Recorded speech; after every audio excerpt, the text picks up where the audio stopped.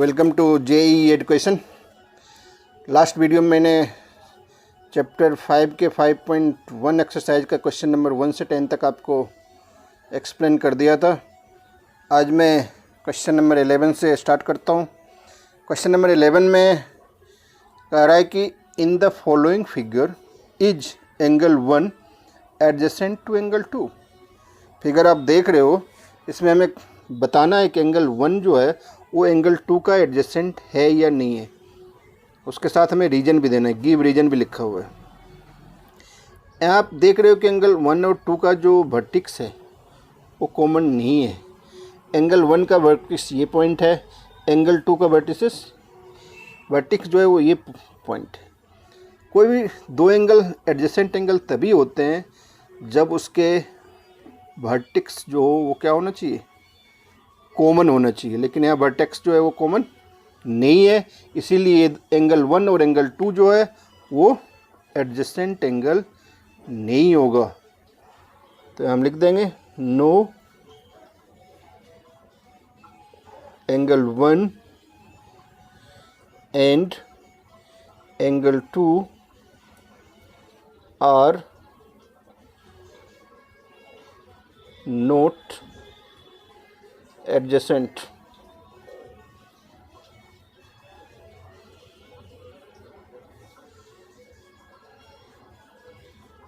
Angles because reason भी हमें देना है, इसलिए रीजन लिखना पड़ेगा। Because there vertex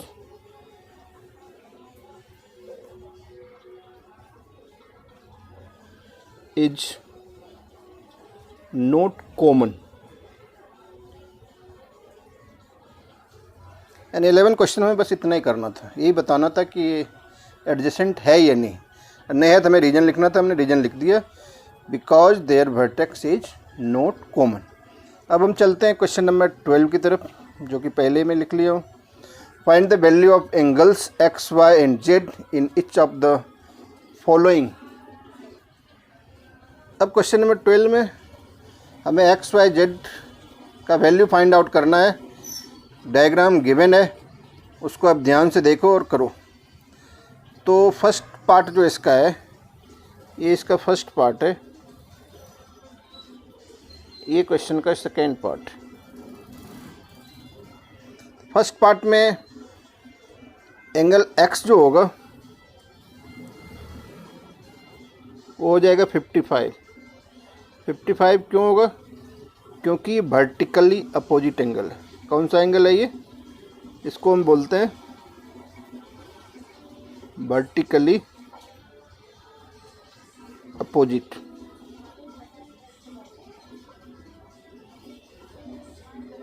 angle. Reason हमें लिखना जरूरी था, इसलिए हम लिख दिए। x इक्वल्स 55 का होगा, क्योंकि ये दोनों एंगल वर्टिकली अपोजिट एंगल है, और वर्टिकली अपोजिट एंगल आपस में क्या होते हैं, इक्वल होते हैं। अब x का वैल्यू तो हमने फाइंड आउट कर लिया। अब x प्लस वाई जो होगा वो 180 डिग्री होगा। क्यों होगा? क्योंकि ये लीनियर पेयर बना रहे हैं। अब आप सोच रहे हो कि लीनियर पेयर क्या होता है। तो लीनियर पेयर जो होता है, जब भी कोई एक स्ट्रेट लाइन हो तो स्ट्रेट लाइन पर जो पेयर ऑफ एंगल्स बनते हैं उसको हम लीनियर पेयर कहते हैं। ये जो आप लाइन देख रहे हो, ये स्ट्रेट लाइन है, इस पर दो एंगल बन रहे हैं, इधर x इधर y। तो लीनियर पेयर का जो सम होता है वो ऑलवेज 180 होता है, इसीलिए हमने लिख दिया x plus y equals 180। x हमें पहले से पता चल गया 55 है, x के जगह आप 55 लिख सकते हो। 55 प्लस वाई इक्वल्स क्या हो जाएगा, 180 हो जाएगा। तो देयरफॉर y इक्वल्स 180 माइनस 55। 180 में अगर आप 55 माइनस करोगे तो 125 डिग्री होगा, यानी एंगल y जो है वो निकल गया 125। अब लास्ट एंगल जो बचा है वो z बचा है। तो z क्या होगा? जितना एंगल y होगा उतना ही एंगल z होगा। क्यों होगा? क्योंकि ए भी वर्टिकली अपोजिट एंगल है, vertically opposite angle. Vertically opposite angle always क्या होते हैं, इक्वल होते हैं। तो y अगर 125 है तो एंगल z भी कितना हो जाएगा, 125 हो गया, यानी तीनों एंगल फाइंड आउट हो गए। एंगल x 55, एंगल y 125 और एंगल z भी 125। ये फर्स्ट पार्ट का सॉल्यूशन हो गया। अब हम चलते हैं सेकेंड पार्ट के सॉल्यूशन की तरफ। सेकेंड पार्ट का भी डायग्राम गिवन है क्वेश्चन में ऑलरेडी। डायग्राम को ध्यान से देखो। इसमें भी आपको x, y और z का वैल्यू फाइंड करना है। सेकेंड पार्ट में क्या देख रहे हो आप, एंगल z जो है 40 का वो वर्टिकली अपोजिट एंगल है, तो इसीलिए एंगल z कितना हो जाएगा, एंगल z हो जाएगा आपका 40 डिग्री। रीजन क्या होगा, इसमें भी रीजन वही होगा, vertically opposite angle. Vertically opposite angle क्या होते हैं, ऑलवेज इक्वल होते हैं।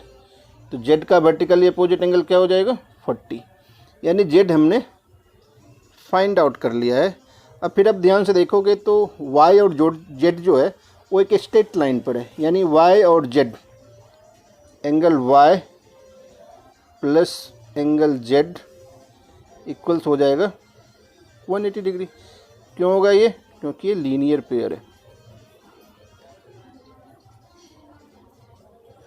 लीनियर पेयर कब बनता है, जब किसी स्ट्रेट लाइन पे ए पेयर ऑफ एंगल जब फॉर्म होता है तो उसको हम लीनियर पेयर कहते हैं, और उसका सम होता है 180 डिग्री। तो z आपको 40 पता है, तो यहाँ आप लिख सकते हो y प्लस 40 इक्वल्स 180। तो y इक्वल्स क्या हो जाएगा, 180 माइनस 40। 180 में अगर आप 40 माइनस करोगे तो 140 हो जाएगा। 140 डिग्री आंसर हो गया किसका, एंगल y का। यानी एंगल y हमने फाइंड आउट कर लिया 140। y भी फाइंड आउट हो गया, z भी फाइंड आउट हो गया। अब हमें क्या फाइंड करना है, अब हमें फाइंड आउट करना है x। तब ऊपर ध्यान से देखो, यहाँ ये एक स्ट्रेट लाइन है, ये क्या है, स्ट्रेट लाइन। एक स्ट्रेट लाइन पर जो एंगल बनते हैं वो 180 डिग्री के एंगल बनते हैं, लेकिन उस स्ट्रेट लाइन पे तीन एंगल है, एक 40 है, एक x है और एक 25 है। तो तीनों मिला के क्या हो जाएगा, अगर हम इसे लिखें x प्लस 25 प्लस 40 इक्वल्स क्या हो जाएगा, 180। क्यों 180 होगा ये, क्योंकि ये स्ट्रेट लाइन है। इसको आप लिख सकते हो angle on a straight line, angle on a straight line. एक स्ट्रेट लाइन पे जितने भी एंगल होते हैं उसका सम क्या होता है, 180 डिग्री होता है। अब यहाँ हमें x फाइंड आउट करना है, x क्या हो जाएगा, 180 माइनस 25 और 40 को आप प्लस कर लो, ये हो जाएगा 65, इधर आके माइनस 65 हो जाएगा। x इक्वल्स हो जाएगा 180 में 65 माइनस करेंगे तो 115 डिग्री हो जाएगा। यानी x का जो वैल्यू होगा वो 115 होगा। YZ हमने पहले ही फाइंड आउट कर लिया है। इस क्वेश्चन में आपको ये देखना होगा कि वर्टिकली अपोजिट एंगल क्या होता है और लीनियर पेयर क्या होता है, ये सब आपको ध्यान से समझना होगा। जैसे हमने अभी फर्स्ट पार्ट किया था, उसमें वर्टिकल अपोजिट क्या हो जाएगा, y का वर्टिकली अपोजिट z होगा और x का 55। वर्टिकली अपोजिट एंगल जो होते हैं वो ऑलवेज इक्वल होते हैं। क्वेश्चन 13 करने जा रहा हूँ, जो कि फिल इन द ब्लैंक्स है। फर्स्ट क्वेश्चन कह रहा है, if two angles are complementary then the sum of their measures is. आपको मैं पहले ही एक्सरसाइज 5.1 में समझा चुका हूँ, एक्सप्लेन कर चुका हूँ। जो कंप्लीमेंट्री एंगल होते हैं उनका जो सम होता है वो 90 डिग्री होता है। इसीलिए जो फर्स्ट पार्ट है उसका जो आंसर होगा वो क्या हो जाएगा, 90 डिग्री। अब सेकेंड पार्ट का क्या होगा, सेकेंड पार्ट में कह रहा है if two angles are supplementary then the sum of their measures. ये भी आपको एक्सप्लेन कर चुका हूँ कि सप्लीमेंट्री एंगल का सम कितना होता है, 180 डिग्री होता है। तो इसका आंसर हो जाएगा 180 डिग्री। इसी का जो थर्ड पार्ट है, थर्ड पार्ट में क्या कह रहा है, two angles forming a linear pair are dash. अभी हमने लास्ट क्वेश्चन में बताया था कि लीनियर पेयर जो होता है उसका सम क्या होता है, 180 डिग्री होता है। यहाँ चाहो तो आप 180 डिग्री भी लिख सकते हो या सप्लीमेंट्री भी लिख सकते हो, कोई भी आप लिख सकते हो। Two angles forming a linear pair are supplementary. Supplementary क्यों लिखा? क्योंकि दोनों का सम 180 डिग्री होता है, इसीलिए हमने सप्लीमेंट्री लिखा। नेक्स्ट क्वेश्चन है क्वेश्चन नंबर 4 यानी 13 का 4th पार्ट जो है, if two adjacent angles are supplementary they form a. जब दो एंगल सप्लीमेंट्री होते एडजेसेंट एंगल तो क्या फॉर्म करते हैं, वो लीनियर पेयर फॉर्म करते हैं। लीनियर पेयर, लास्ट क्वेश्चन में लीनियर पेयर के बारे में आपको एक्सप्लेन किया हो। अब क्वेश्चन नंबर 5 में कह रहा है if two lines intersect at a point then the vertically opposite angles are always equal. ये भी अभी हमने एक्सप्लेन किया था लास्ट ही क्वेश्चन में। क्या एक्सप्लेन किया था कि जब दो वर्टिकली अपोजिट एंगल जो होते हैं वो ऑलवेज क्या होते हैं, इक्वल होते हैं। और इसका जो लास्ट पार्ट है 6th पार्ट, उसमें कह रहा है कि two lines intersect at a point and if one pair of vertically opposite angles are equal angle then the other pair of vertically opposite angles are. कह रहा है अगर एक इक्विट होगा तो दूसरा क्या होगा, एक अगर इक्विट होता है तो दूसरा ऑब्ट्यूस होता है।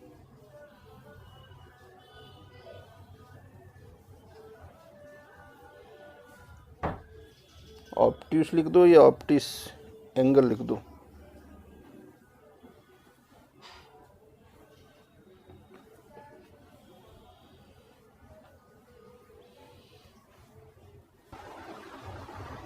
अब मैं इस एक्सरसाइज का लास्ट क्वेश्चन नंबर 14 समझाने जा रहा हूँ। इसमें कह रहा है कि in the adjoining figure name the following pairs of angle. Figure को देख के आपको एंगल के नेम बताने। जैसे फर्स्ट पार्ट है obtuse vertically opposite angles. Obtuse भी होना चाहिए और क्या होना चाहिए, वर्टिकली अपोजिट एंगल्स भी होना चाहिए। इसमें ढूंढना है कि कौन सा एंगल है जो कि वर्टिकल अपोजिट भी है और ऑब्ट्यूस भी है। वर्टिकल अपोजिट अगर आप देखोगे इसमें AOB और COD भी है, लेकिन ये ऑब्ट्यूस नहीं है। ये जो एंगल है वो 90 से कम दिख रहा है, ये हम नहीं ले सकते हैं। दूसरा अगर आप वर्टिकली अपोजिट देखोगे तो वो है AOD और BOC। ये वर्टिकली अपोजिट एंगल भी है और ये 90 से ज़्यादा दिख रहा है, यानी 90 से ज़्यादा को हम क्या कहते हैं, ऑब्ट्यूस एंगल कहते हैं। तो इसका जो फर्स्ट पार्ट का आंसर होगा वो वही होगा। AOD लिख लो या इसको एंगल DOA भी लिख सकते हो। Angle DOA and angle BOC। जिन्हें BOC लिखो आप COB भी लिख सकते हो। ये फर्स्ट पार्ट का आंसर होगा। दूसरा कह रहा है एडजेसेंट कंप्लीमेंट्री एंगल। एडजेसेंट भी होना चाहिए और कंप्लीमेंट्री भी होना चाहिए। एडजेसेंट क्या होता है, जिसके वर्टेक्स कॉमन हो। कंप्लीमेंट्री क्या होता है, जिन दो एंगल का सम 90 डिग्री होता है। अब इसमें देखो 90 कौन है और उसके वर्टेक्स कॉमन भी होना चाहिए दो एंगल का, ताकि वो एडजेसेंट एंगल बन जाए। अब ध्यान से देखो EOA और AOB ये दोनों क्या है, दोनों मिला के 90 डिग्री हैं और दोनों का जो वर्टेक्स है वो O है और एक आर्म जो AO है वो भी कॉमन है और बाकी जो दो आर्म हैं वो इसके अपोजिट डायरेक्शन में।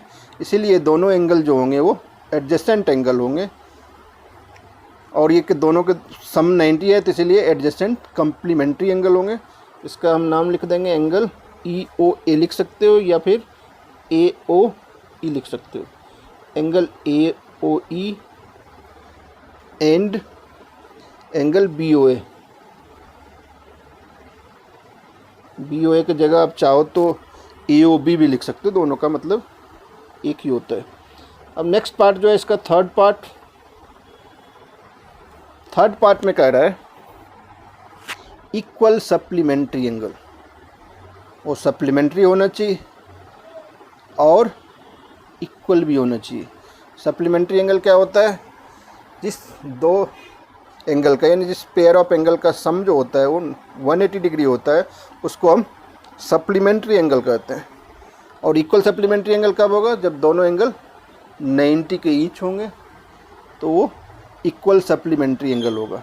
इस डायग्राम में आप ध्यान से देखोगे तो BOE और DOE ये दोनों क्या है, 90 डिग्री के एंगल है, और इन दोनों का जब सम करेंगे तो सप्लीमेंट्री एंगल बन जाएगा। इसीलिए इस क्वेश्चन का आंसर होगा angle BOE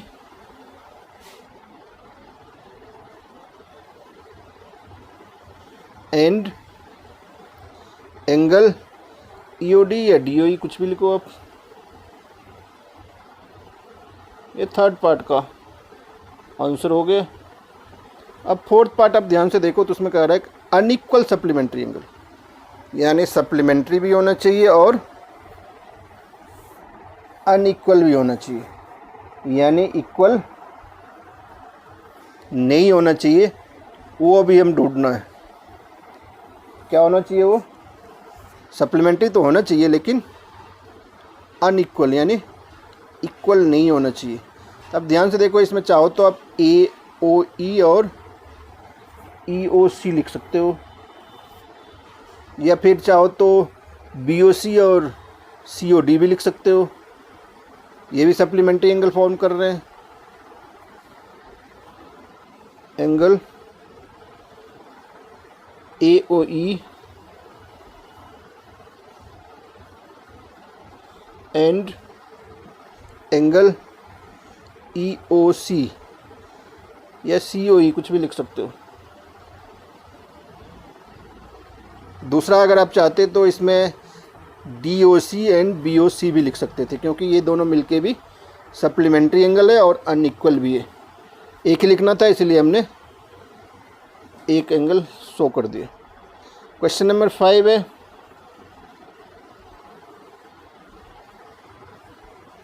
adjacent angle that do not form A linear pair. अब हमें ध्यान देना है कि इसमें एंगल एडजेसेंट भी होना चाहिए और वो लीनियर पेयर नहीं बना रहा। लीनियर पेयर कब बनता है, जब एडजेसेंट एंगल का सम जो वो 180 डिग्री हो यानी सप्लीमेंट्री हो, तो वो लीनियर पेयर फॉर्म करता है। इसमें हमें एडजेसेंट तो बताना है, लेकिन ये ध्यान रखना है कि वो एडजेसेंट एंगल जो है वो लीनियर पेयर नहीं बना रहे हैं। जैसे इसमें ध्यान से देखो आप, AOB और AOE ये दोनों क्या है, एडजेसेंट एंगल है, लेकिन लीनियर पेयर नहीं बना रहे हैं, क्योंकि दोनों का सम 180 नहीं हो रहा है, दोनों का सम 90 हो रहा है। पहला एंगल आप ए लिख सकते हो, angle EOB and angle EOA या AOE भी लिख सकते थे आप। फर्स्ट तो ये हो गया, इसका सेकेंड क्या होगा, AOE और EOD। AOE और DOE भी एडजेसेंट एंगल है लेकिन सप्लीमेंट्री नहीं है। Angle AOE and angle DOE। और भी इसमें है, जैसे है एंगल DOE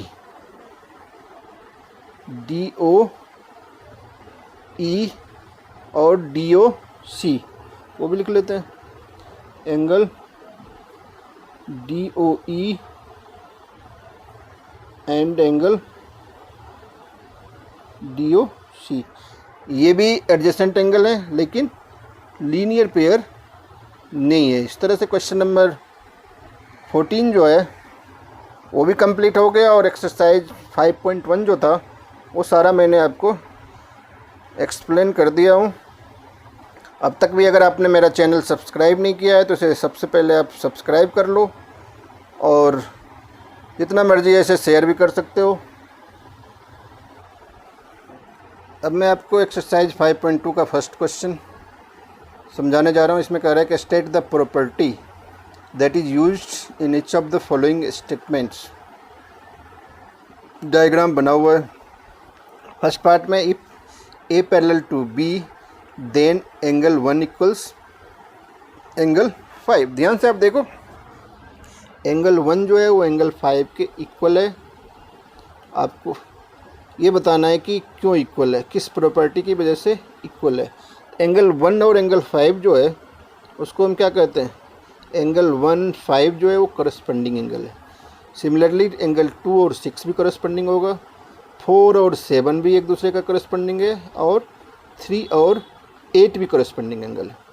करस्पॉन्डिंग एंगल जब दो लाइन पैरेलल होते हैं तो करस्पॉन्डिंग एंगल जो है वो ऑलवेज इक्वल होते हैं। 1 = 5 तो है ही, अगर यहाँ 4 = 7 रहता तब भी वही प्रॉपर्टी लिखते, 3 = 8 रहता तब भी सेम प्रॉपर्टी अप्लाई होता है, एंगल 2 = एंगल 6 होता तब भी हमें जो प्रॉपर्टी लिखते वो करस्पॉन्डिंग एंगल प्रॉपर्टी लिखते। यानी फर्स्ट पार्ट का जो प्रॉपर्टी अप्लाई हो रहा है उसमें क्या होगा, कॉरेस्पॉन्डिंग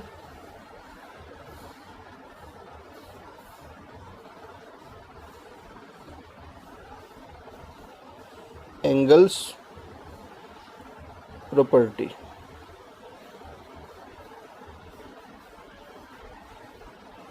अब इसी का सेकेंड पार्ट है। सेकेंड पार्ट में कह रहा है if angle 4 = angle 6 then A parallel to B. यानी कह रहा है कि 4 और 6 तो आपस में इक्वल है, तो और ए जो है वो बी के पैरेलल होगा। वो किस प्रॉपर्टी से पैरेलल होगा। 4 और 6 ध्यान से देखो, 4 और 6 जो है वो अल्टरनेट इंटीरियर एंगल है। सिमिलरली 3 और 5 होता तो ये भी अल्टरनेट इंटीरियर एंगल है। अगर 1 और 8 होता तो ये अल्टरनेट एक्सटीरियर एंगल है। सिमिलरली एंगल 2 और एंगल 7 होता तो ये भी क्या हो जाता, अल्टरनेट एक्सटीरियर एंगल। यहाँ अल्टरनेट इंटीरियर एंगल है और दोनों इक्वल है 4 और 6, तो इसमें जो प्रॉपर्टी यूज होगा वो होगा अल्टरनेट इंटीरियर एंगल प्रॉपर्टी। तो वही यहाँ लिखना पड़ेगा हमें, अल्टरनेट इंटीरियर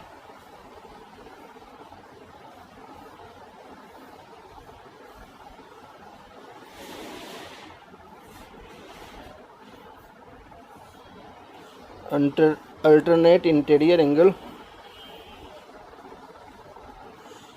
प्रॉपर्टी।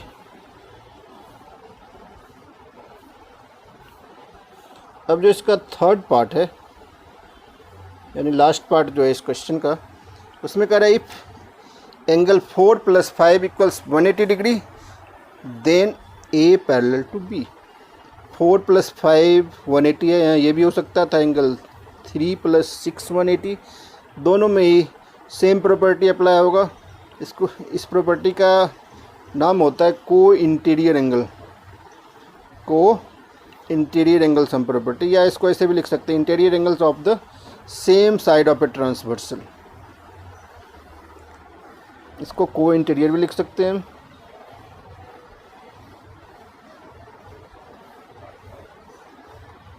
और अगर को इंटीरियर एंगल नहीं लिखना है तो आप ये भी लिख सकते हो interior angles on the same side of transversal are supplementary।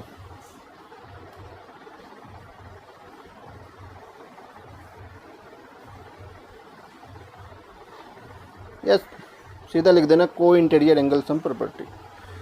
को इंटीरियर भी आप लिख सकते हो, ये लिख लो या ये लिख लो।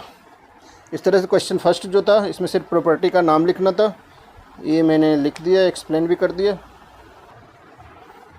अब question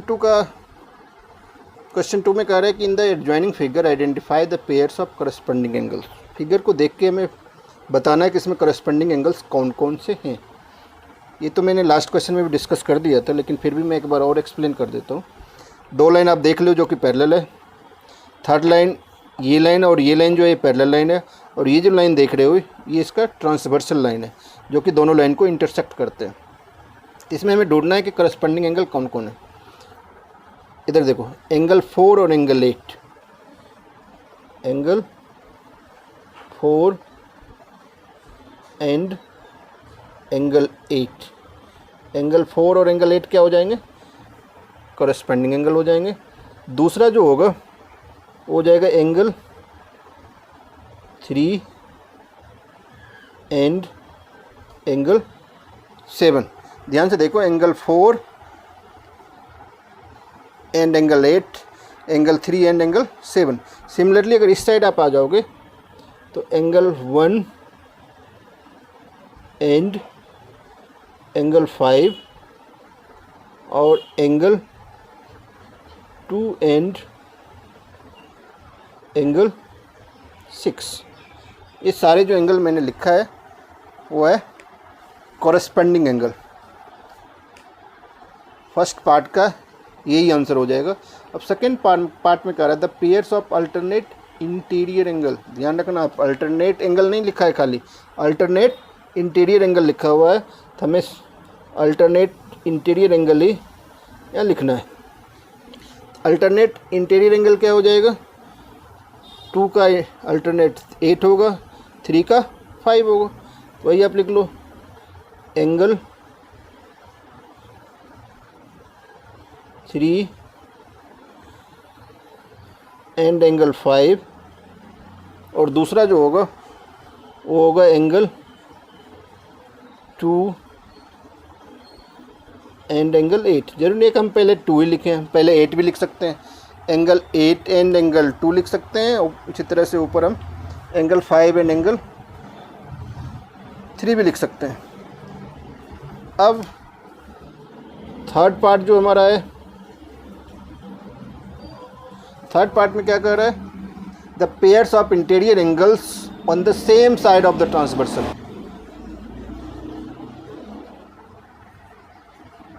pairs of interior angles on the same side of a transversal. Same side of transversal क्या है, एक इधर देखो एंगल 2 एंगल 5 है, और एंगल 3 और एंगल 8 है, तो ये हम लिख लेंगे angle 3 and angle 3 and angle 8। दूसरा जो हो जाएगा एंगल 2 एंड एंगल 5। ये दोनों ट्रांसवर्सल एक ही ट्रांसवर्सल के सेम साइड है, एक साइड ही, 2 और 5, और इधर 3 एंड 8। ये क्वेश्चन नंबर सेकेंड का थर्ड पार्ट हो गया। अब इसका जो लास्ट पार्ट है, फोर्थ पार्ट है, फोर्थ पार्ट में कह रहा है कि द वर्टिकली अपोजिट एंगल्स। अब इसमें हमें ढूंढना है कि वर्टिकली अपोजिट एंगल्स कौन है। तो वर्टिकली अपोजिट एंगल्स इसमें बहुत सारे हैं। अब ध्यान से देखो, एंगल 1 का एंगल 3 है, एंगल 4 का एंगल 2 है, एंगल 7 का एंगल 5 है, उसी तरह से एंगल 6 का एंगल 8 है। तो सारे एंगल हमें लिखने पड़ेंगे। तो जैसे हमने लिख लिया एंगल 2 एंड एंगल 4। अब नेक्स्ट हो जाएगा एंगल 1 एंड एंगल 3।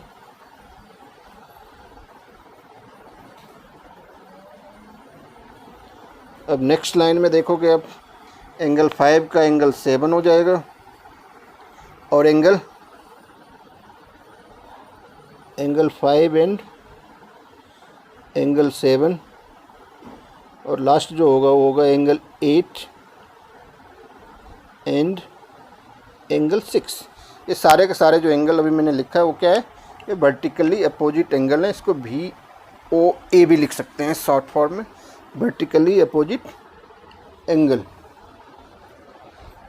अब मैं क्वेश्चन नंबर थर्ड एक्सप्लेन कर रहा हूँ। इसमें कह रहा है कि in the adjoining figure P parallel to Q find the unknown angles. यह जो लाइन सेगमेंट है P और Q, P और Q क्या है, आपस में पैरेलल है। हमें अननोन एंगल्स जो हैं वो फाइंड आउट करने हैं। तो अननोन एंगल्स क्या है, A B C D E और F जो हैं वो अननोन एंगल्स हैं, इसे हमें फाइंड आउट करना है। इसमें एक एंगल गिवन है, जो एंगल गिवन है वो कितना है, 125 है। तो अब देखो एंगल D जो होगा, एंगल D जो होगा वो 125 हो जाएगा। क्यों होगा 125? क्योंकि ये कॉरेस्पॉन्डिंग एंगल है।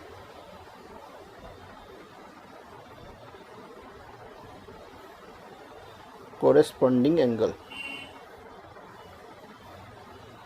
जब दो लाइन पैरेलल होते हैं तो कॉरेस्पॉन्डिंग एंगल इक्वल होते हैं। डी का कॉरेस्पॉन्डिंग 125 है, सी का कॉरेस्पॉन्डिंग एफ है, सिमिलरली ए का कॉरेस्पॉन्डिंग ई है। अब हमें क्या निकालना है, डी हमने फाइंड आउट कर लिया। जितना डी होगा उतना ही क्या होगा, एंगल बी भी हो जाएगा। एंगल बी इक्वल्स भी आप लिख सकते हो 125। क्यों होगा 125? क्योंकि ये वर्टिकली अपोजिट एंगल है,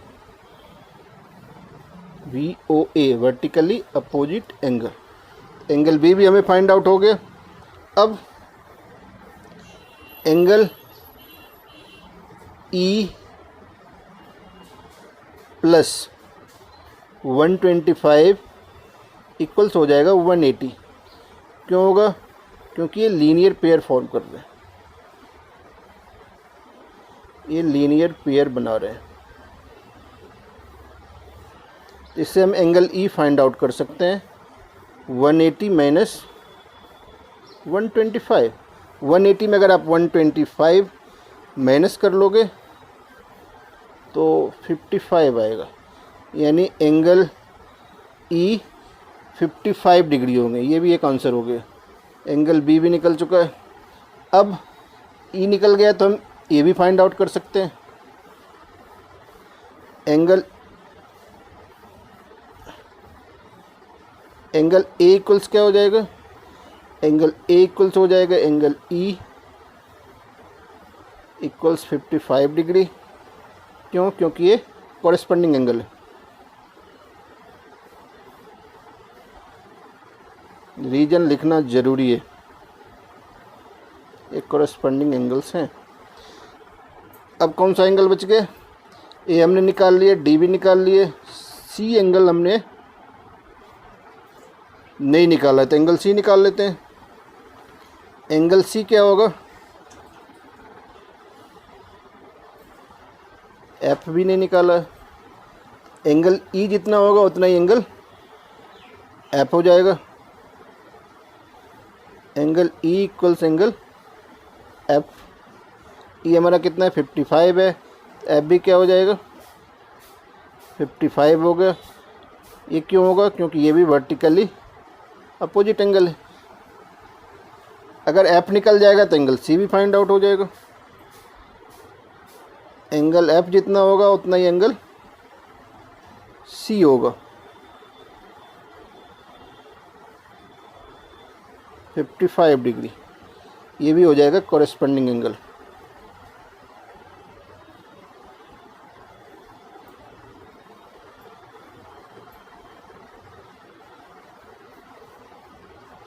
इस तरह से हमने सारे एंगल्स, जो भी अननोन एंगल्स थे इस क्वेश्चन में, सब हमने फाइंड आउट कर लिए। अब क्वेश्चन नंबर 4 में दो फिगर बना हुआ है, इसमें हमें x का वैल्यू फाइंड आउट करना है। तो फर्स्ट फिगर में ध्यान से देखो, क्वेश्चन में कह रहा है कि L जो है वो M के पैरेलल है।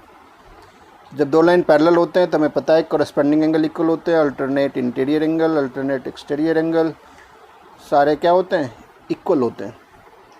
तो एक एंगल दिया हुआ है 110, हमें x फाइंड आउट करना है।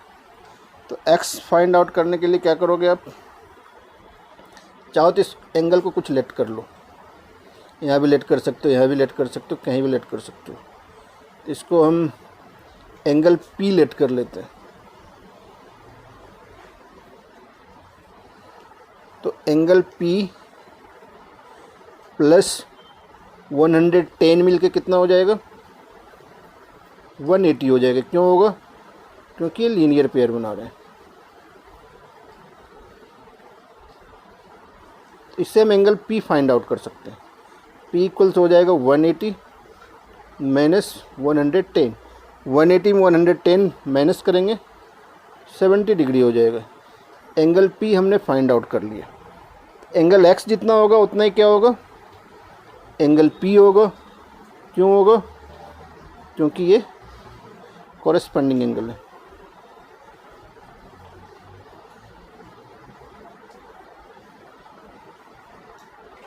ये कॉरेस्पॉन्डिंग एंगल्स हैं, यानी x कितना निकल गया? 70 डिग्री। यही हमें फर्स्ट पार्ट में फाइंड आउट करना था। सिमिलरली अब ध्यान से अगर क्वेश्चन नंबर इसी का अगर सेकेंड पार्ट देखोगे, इसमें भी L जो है वो M के पैरेलल है। एक एंगल 100 दिया है, दूसरा एंगल 80 दिया हुआ है, हमें x निकालना है। ध्यान से देखो, x और 100 क्या होगा आपस में? ये x और 100 जो है वो कॉरेस्पॉन्डिंग एंगल है। जब दो लाइन पैरेलल होते हैं तो कॉरेस्पॉन्डिंग एंगल क्या होते हैं? कॉरेस्पॉन्डिंग एंगल इक्वल होते हैं, इसीलिए x क्या हो जाएगा हमारा? 100 डिग्री हो जाएगा। रीजन क्या लिखेंगे? रीजन वही कॉरेस्पॉन्डिंग एंगल। कॉरेस्पॉन्डिंग एंगल कब इक्वल होते हैं?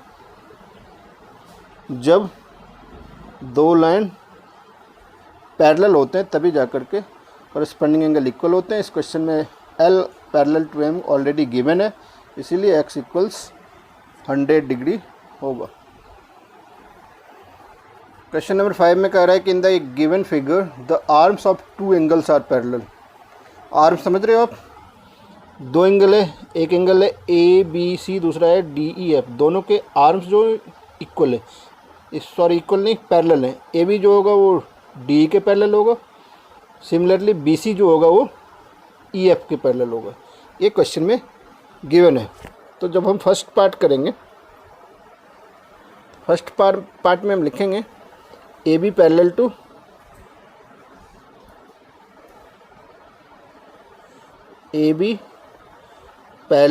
DE भी लिख सकते हो, DG भी लिख सकते हो। AB पैरेलल टू DE हमने लिख लिया, और उसका BC जो है, AB और D पैरेलल है और BC जो है उसका ट्रांसवर्सल लाइन है, जो कि AB और D को इंटरसेक्ट करता है। तो इसीलिए एंगल DGC इक्वल्स क्या हो जाएगा? एंगल ABC हो जाएगा। DGC equals angle ABC। क्यों होगा? क्योंकि ये कॉरेस्पॉन्डिंग एंगल है।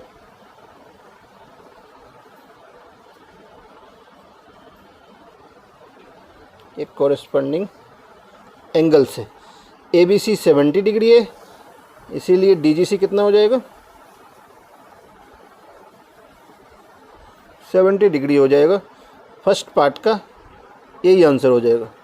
इसी क्वेश्चन का जो सेकेंड पार्ट है, इसमें हमें फाइंड आउट करना है DEF। अब क्वेश्चन में पहले से गिवन है कि दोनों एंगल के जो आर्म्स हैं वो आपस में क्या है? पैरेलल है। अब हम यहाँ लिख सकते हैं BC पैरेलल टू EF। जब BC EF के पैरेलल है और DE इसका क्या है? ट्रांसवर्सल लाइन है, तो एंगल DEF जो होगा, एंगल DEF जो होगा वो इक्वल होगा एंगल DGC के। इसका भी रीजन वही सेम होगा, कॉरेस्पॉन्डिंग एंगल।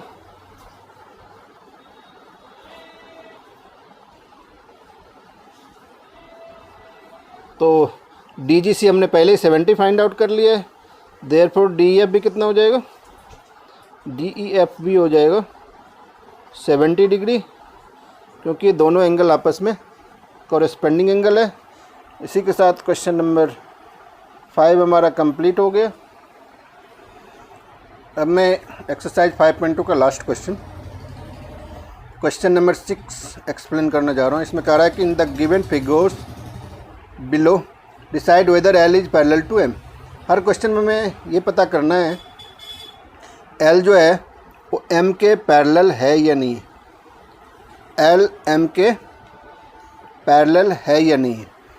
तो फर्स्ट पार्ट में आप देख रहे हो दो एंगल गिवन है, वो दोनों एंगल क्या है, एंगल जो है वो same side of a transversal है, यानी 126 और 44 को जब हम प्लस करेंगे तो कितना हो जाएगा, 170 हो रहा है। ये दोनों एंगल क्या है, same side of a transversal, या इसको हम कह सकते हैं को इंटीरियर एंगल भी।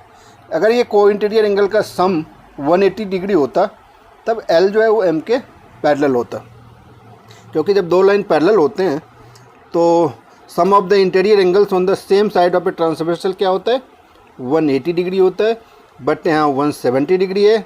देयरफॉर यहाँ एल जो है वो एम के पैरेलल नहीं होगा। रीजन तो समझ में आ गया, क्योंकि सम ऑफ इंटीरियर एंगल्स लिखना पड़ेगा हमें, sum of interior angle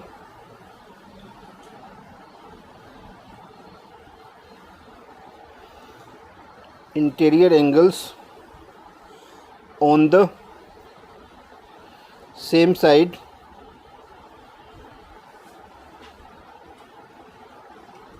of transversal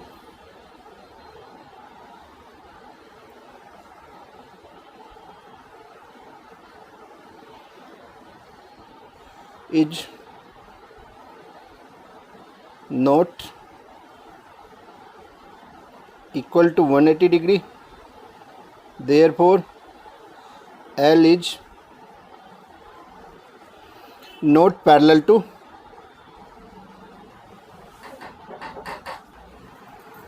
first part मैंने एक्सप्लेन कर दिया। अब सेकेंड पार्ट देखो, सेकेंड पार्ट में भी ऐसे ही करना है। दो लाइन दिया हुआ एल और एम, हमें ये प्रूव करना है कि पैरेलल है या नहीं।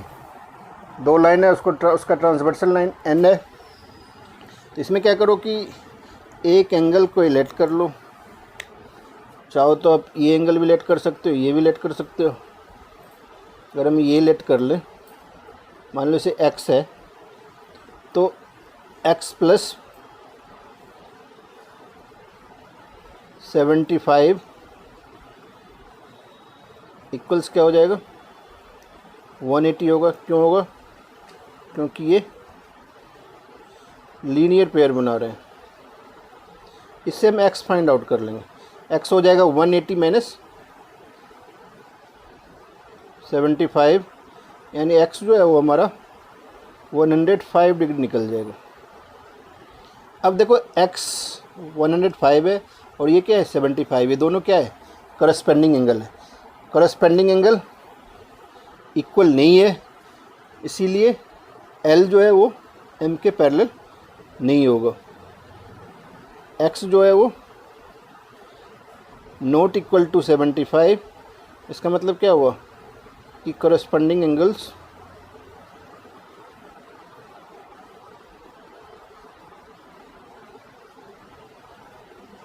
आर नॉट इक्वल,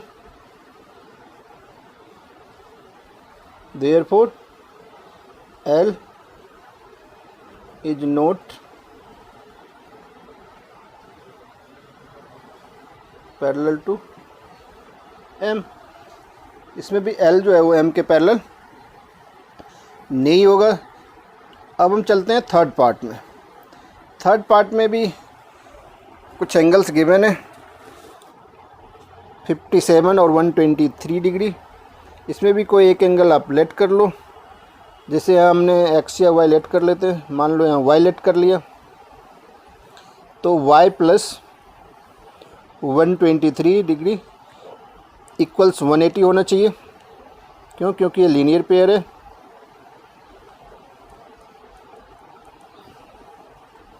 इससे अगर हम y फाइंड आउट करेंगे तो ये हो जाएगा 180 माइनस 123, ये आ जाएगा आपको 57 degree. 57 degree y equals 57 degree आ रहा है, और y क्या है, y एंड 57 आर corresponding angles.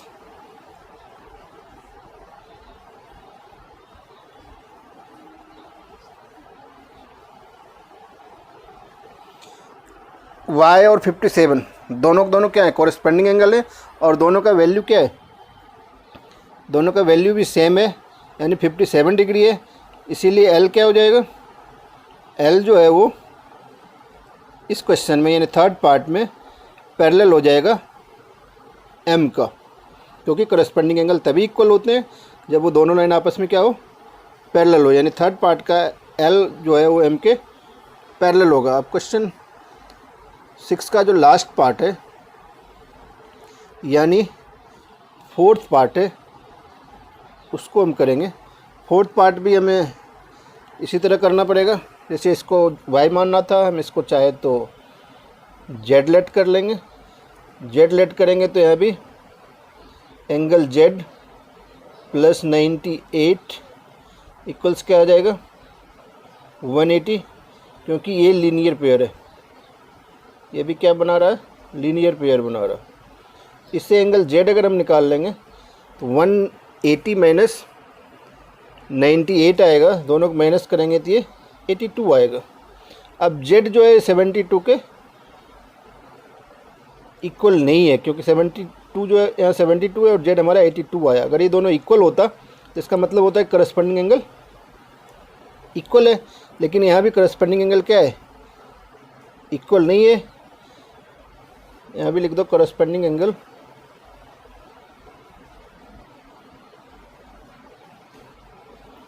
corresponding angles are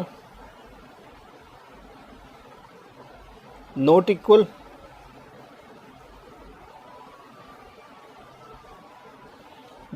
therefore L is not parallel to M। यहाँ भी L M के पैरेलल नहीं होगा। अगर Z का वैल्यू 72 आता तब जाके ये दोनों पैरेलल होते, लेकिन यहाँ Z का वैल्यू 82 आया है, यानी करस्पॉन्डिंग एंगल इक्वल नहीं हो रहा है, इसीलिए L जो है वो M के पैरेलल नहीं होगा। इसी के साथ आपका एक्सरसाइज 5.2 और चैप्टर 5 जो है वो कंप्लीट हो गया है। आप इसे जितनी बार मर्जी हो इसे देखो, समझो, सब्सक्राइब करो और शेयर भी करते रहो।